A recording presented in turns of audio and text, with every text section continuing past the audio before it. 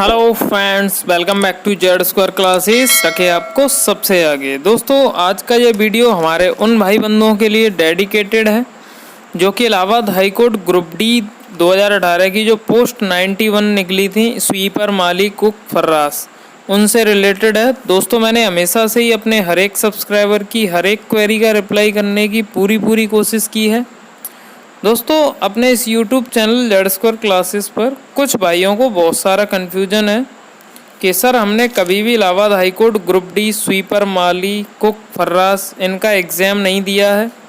इसलिए हम बहुत ज़्यादा कन्फ्यूज्ड हैं कि पता नहीं हमसे इंटरव्यू में क्या पूछा जाएगा और किस तरीके से इस इंटरव्यू में हमारे साथ क्या क्या प्रोसेस होगा। तो दोस्तों, आपकी इन सारी समस्याओं का समाधान करने के लिए ये वीडियो बनाया गया है और हम इस वीडियो में कुछ ऐसा डिस्कशन करेंगे कि अगर आपने मेरा थोड़ा सा साथ दिया तो आपके हज़ारों भाई बंधुओं की काफ़ी मदद होगी और वो मदद आपके ही द्वारा होगी और आप लोग आपस में ही एक दूसरे की हेल्प करके अपनी अपनी समस्याओं का समाधान कर सकोगे। दोस्तों, वीडियो शुरू करने से पहले आपसे एक छोटी सी रिक्वेस्ट है कि इस वीडियो को अभी से लाइक कर दीजिए और यदि आप हमारे चैनल पर नए हैं तो सब्सक्राइब करके बेल आइकन ज़रूर प्रेस करें इसी तरह के यूज़फुल वीडियोस की अपडेट सबसे पहले पाने के लिए। तो चलिए शुरू करते हैं।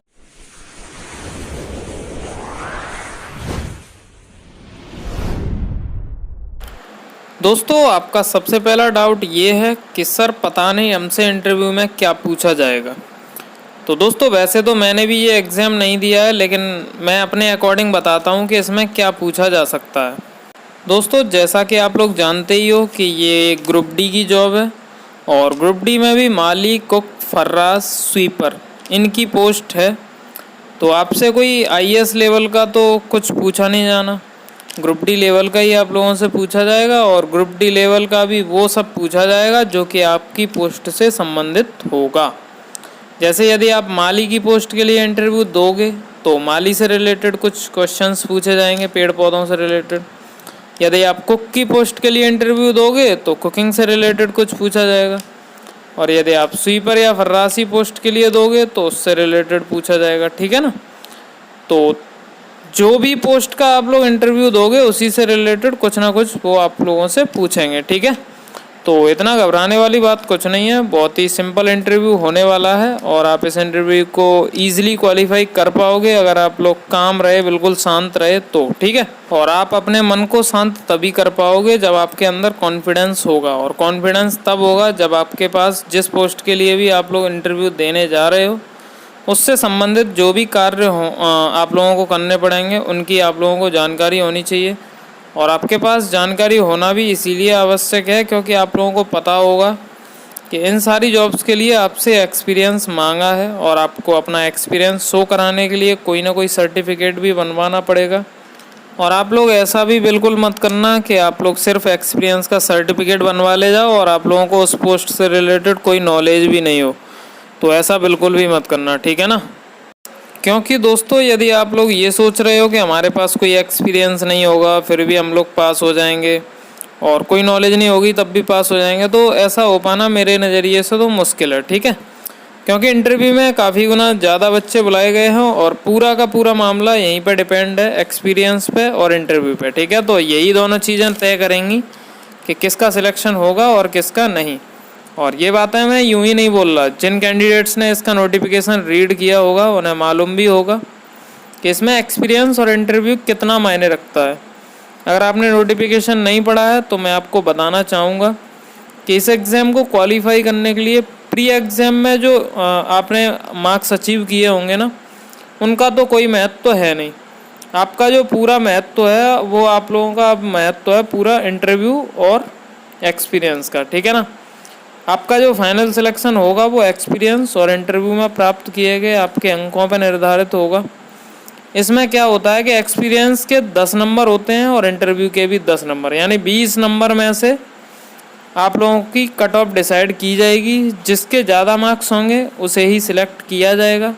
और यदि किसी परिस्थिति में अगर ऐसा हुआ कि कोई दो कैंडिडेट हैं जिनके मार्क्स सेम हैं तो फिर जो सिलेक्शन होगा वो उनकी उम्र के आधार पे होगा। जो जिसकी उम्र ज़्यादा होगी उसको वरीयता दी जाएगी, पहले उसको जॉब दी जाएगी। ठीक है।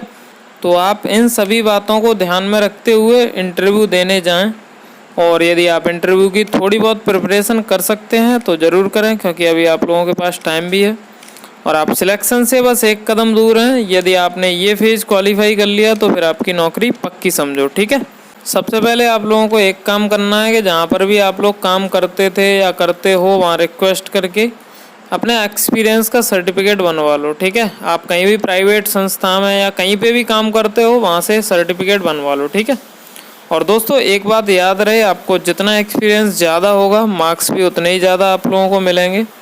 दोस्तों इलाहाबाद हाई कोर्ट जो है उसने एक बाउंडेशन सेट किया हुआ है, और यदि आपको 1 साल का एक्सपीरियंस होगा तो आपको 2 नंबर मिलेंगे, और 2 साल का एक्सपीरियंस होगा तो 4 नंबर, और 3 साल का एक्सपीरियंस होगा तो 6 नंबर, ठीक है।